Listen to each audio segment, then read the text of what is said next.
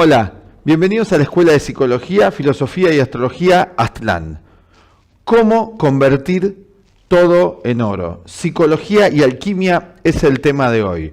Vamos a iniciar una serie de videos sobre la alquimia. Y hoy te queríamos hablar de si los alquimistas, estos antiguos y misteriosos personajes que se hicieron conocidos allá en el medioevo como una especie de brujos, magos, donde la superstición popular consideraba que podían convertir los metales viles en oro y podrían llevar a una persona a poseer grandes riquezas en ese momento porque se podían transformar los metales más viles en oro. Eran estafadores, eran magos ocultistas o eran grandes iniciados que conocían los misterios de la física que hoy se llama física cuántica y de la psicología profunda como lo es la psicología de Carl Gustav Jung, el budismo. Vamos a indagar en esta cuestión si es posible convertir todo en oro cuando los alquimistas decían la transformación en oro, ¿a qué se referían? Se referían a los procesos materiales, a transformar un metal más pesado atómicamente en oro, en un elemento más sutil. Se referían a un proceso psicológico o a un proceso espiritual. ¿A qué se referían los alquimistas? ¿Eran realmente personas auténticas con grandes conocimientos acerca de los secretos de la naturaleza que hoy estudiamos en la física nuclear, como se hace en este laboratorio que hay en Europa que se llama el CERN, donde están investigando las partículas que dieron origen al universo en un laboratorio que va a tener kilómetros ya, ¿sí? Kilómetros y kilómetros donde están indagando, bombardeando el átomo, movilizándolo, ¿no? Para descubrir y crear y pasar a otras dimensiones. ¿Eran los alquimistas ya capaces de todo esto? ¿Eran capaces también de hasta viajar en el tiempo? De eso te vamos a hablar en el video de hoy y está íntimamente relacionado con el psicólogo suizo Carl Gustav Jung. Fue Carl Gustav Jung quien más seriamente en el siglo XX se dedicara a estudiar estos textos alquímicos sin prejuicio, conjuntamente con la colaboración de una de sus principales discípulas, si no la principal, María Luisa von Franz. Este sabio suizo se dedicó a indagar acerca de los secretos de la naturaleza y de los secretos de la alquimia. Y descubrió en la alquimia, y aquí viene la respuesta, un gran saber acerca de los procesos psicológicos, acerca de la estructura profunda de la mente humana, que él llamara inconsciente colectivo, y también poseedores los alquimistas de grandes conocimientos de un yoga, vamos a llamarlo así, de transformación psicofísica. Alquimia, la palabra viene de Egipto, la palabra al-kem quiere decir proveniente de Egipto. Todas las grandes civilizaciones poseyeron sistemas de alquimia, que era justamente algo tan hoy buscado, la unión entre la mente y la materia, algo que en las neurociencias se desarrolla. Justamente hoy vamos a hacer un taller aquí en nuestro centro sobre neuroplasticidad. Esto es alquimia moderna. La psicología de Jung es alquimia moderna. ¿A qué se referían entonces los alquimistas? Perdón, tenemos una alquimia griega, hay una alquimia hindú, podemos estudiar también una alquimia tibetana, donde los grandes yogis del Tíbet logran transformaciones físicas e inclusive transformar la materia. Hay pisadas grabadas en la montaña, en la roca, que es imposible hacerlo por el poder psíquico de la mente que tienen estos grandes yogis tibetanos. Logran también a tal punto un control del cuerpo, el aspecto químico, alquimia, que pueden mantenerse a altísimas bajas temperaturas de 20-30 grados bajo cero, desnudos, sin pasar por un proceso de congelamiento, porque con su mente dominan la materia. Los alquimistas tenían un dicho, y aquí ellos te dan las claves, si estudias sus libros, no si te basás en superhechería, sin investigar. Ellos decían, nuestro oro es el oro no vulgar. Es decir, que no estaban hablando del oro físico. Sin embargo, como conocían los secretos de la naturaleza, profundos investigadores del tema dijeron que ellos ya sabían, hoy algo que ya la ciencia moderna es capaz de hacer, pero es muy costoso económicamente, transformar metales más pesados como el plomo, lo podían transformar en oro. Hoy con las aleaciones atómicas, con el trabajo en laboratorios, por ejemplo, la misma creación de estas pantallas de plasma es un producto artificial que no existe en la naturaleza, son capaces los científicos modernos de producir oro en los laboratorios.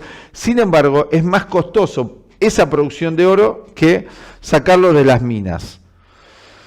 Entonces siguen a la vieja usanza sacándolo de las minas. En este sentido, bueno, aquí atrás tenemos las imágenes que te pusimos de los símbolos alquimistas. Ten en cuenta que ellos usaban imágenes y símbolos para ejemplificar procesos químicos y psicológicos. Todos los elementos que hoy los más importantes usamos en la química moderna son inventos de los alquimistas. Nostradamus fue alquimista, uno de los más grandes alquimistas del medioevo fue el gran sabio Paracelso. Y otro gran alquimista del medioevo también fue John Dee, que dicen que creó un espejo, una especie de aparato de televisión para comunicarse a distancia con esta dimensión y con otras dimensiones.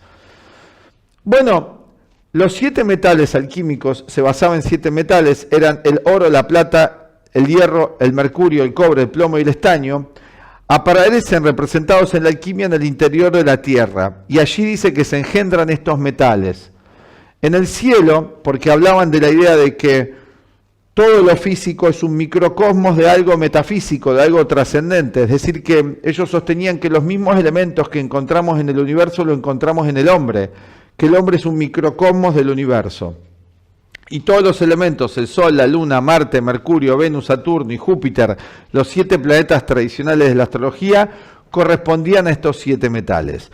Es decir, que trabajaban con la carta natal de la persona, para así poder iniciar un proceso de transformación psicofísica. Cada alquimista tenía el gráfico al momento de nacimiento de su esquema astrológico y allí iba trabajando sobre ese esquema para transformarse psicológicamente. Trabajaban con la familia, con unos hornos donde hacían la mezcla de los metales y en estas retortas iban haciendo mezclas durante horas e iban viendo las proyecciones de su mente, las proyecciones de lo inconsciente. Era un trabajo psicológico muy profundo que hacían.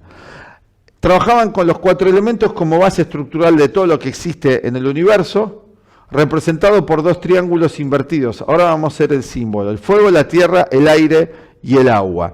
Y la conjunción de los opuestos, que era la unión de los opuestos, que era el yin y el yang. Qué importante la unión de los opuestos en nuestra vida. Los alquimistas no hablaban de cosas sin sentido, pero tenían que hablar en símbolos porque sufrían persecución, entonces tuvieron que hablar en clave. Es como las claves de los servicios secretos hoy, que se mandan mensajes en clave encriptado. Encriptación está a la orden del día hoy la encriptación es fundamental para poder operar en internet, para que los grandes bancos mundiales encriptan su información y luego están los hackers que las desencriptan.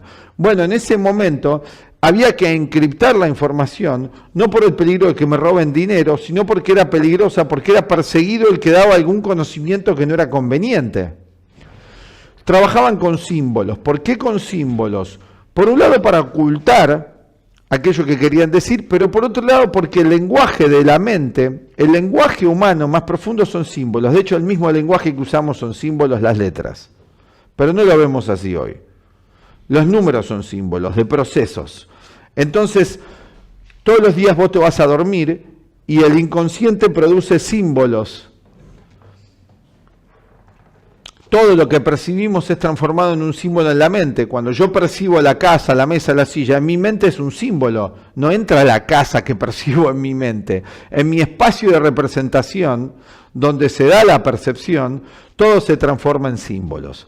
Vamos a hablarte de algunos símbolos fundamentales de la alquimia para introducirte a este tema y luego vamos a ir desarrollándolo más. Y además vamos a hacer este domingo un taller online sobre la alquimia y el proceso de transformación interior que vos podés iniciar con estos milenarios conocimientos basados en la psicología Jung moderna.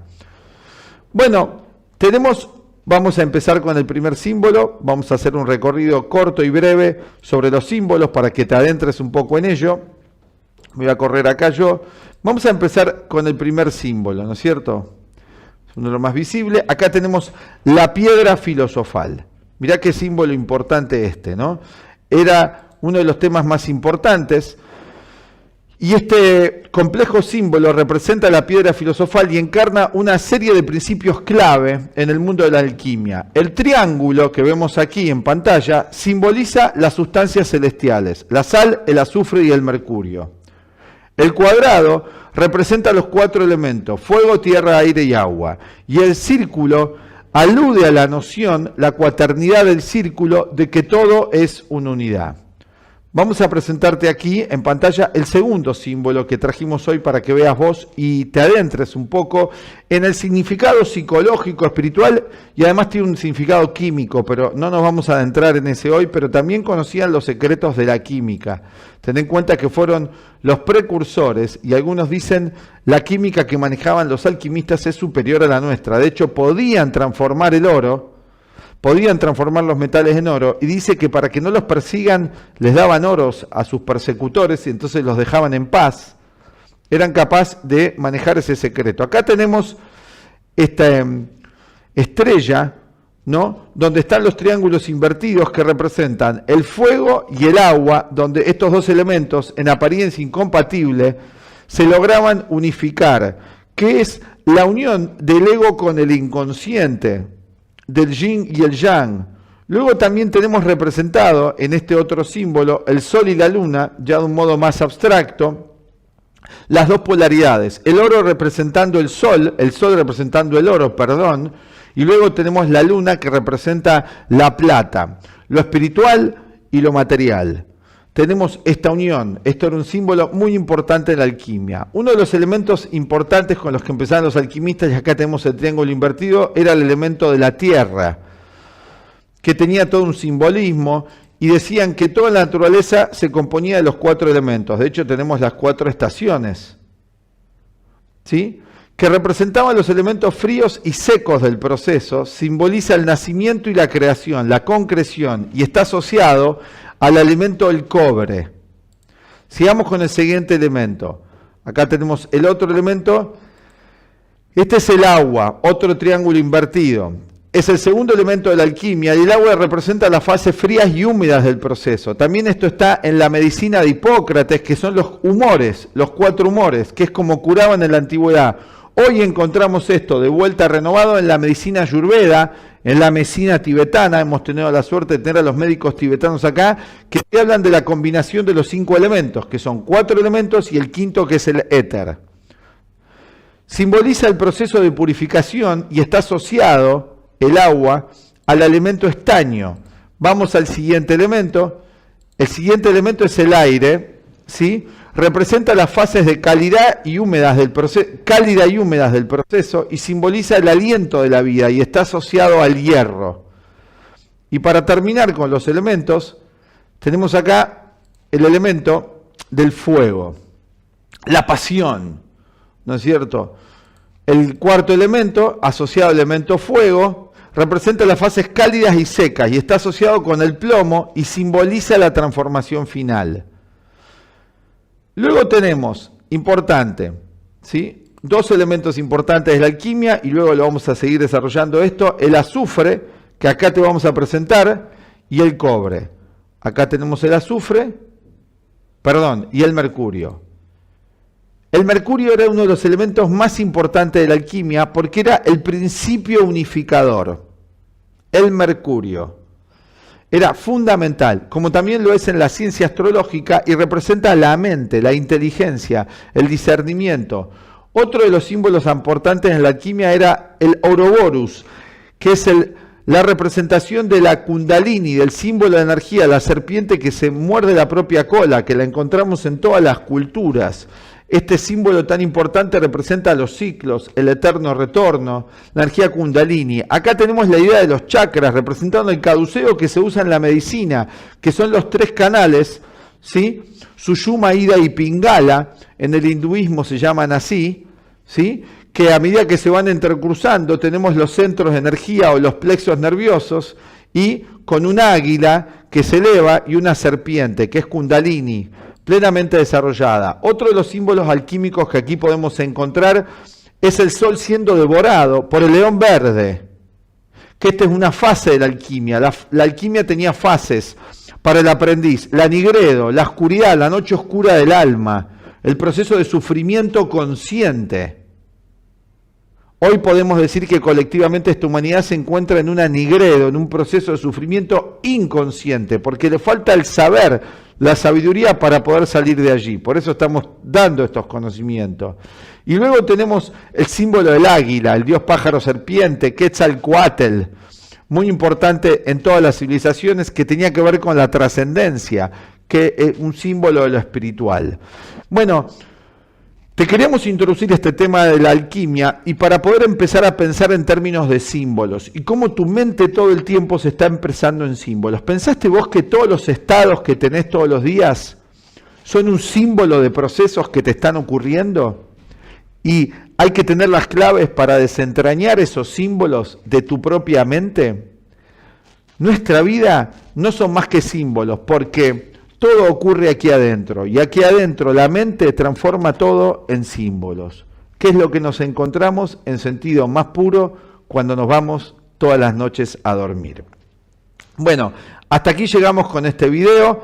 Esperamos que te haya gustado. Queríamos introducirte a este fascinante mundo de la alquimia, y este domingo vamos a hacer un taller online para aquellos que se anoten. Va a ser de las 13 a las 15:30 para explicarte las diferentes etapas de la alquimia que vos también podés realizar para alcanzar la plenitud de la conciencia y para lograr el oro no vulgar, conseguir que tu mente se transforme en conciencia plena, pero también el oro vulgar. Porque si tu mente está en claridad, vas a saber cómo tener éxito en la vida. El problema de la materia no está separado del espíritu. Espíritu y materia tienen que conjugarse. ¿Cómo moverme en el mundo material, el mundo del oro, con otra conciencia? ¿Cómo manejar la materia y no que la materia me maneje a mí? ¿Cómo dirigir mi cuerpo y no que mi cuerpo me domine a mí con enfermedades y procesos somáticos?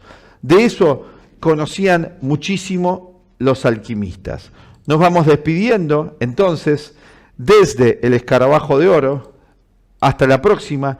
Esperamos que este video te haya gustado y vamos a seguir con esta serie de videos aquí en la Escuela de Psicología, Filosofía y Astrología Aztlán. Este domingo, si te interesa, hacemos el taller. Abajo te dejamos toda la información para que te puedas anotar. Chao, hasta la próxima.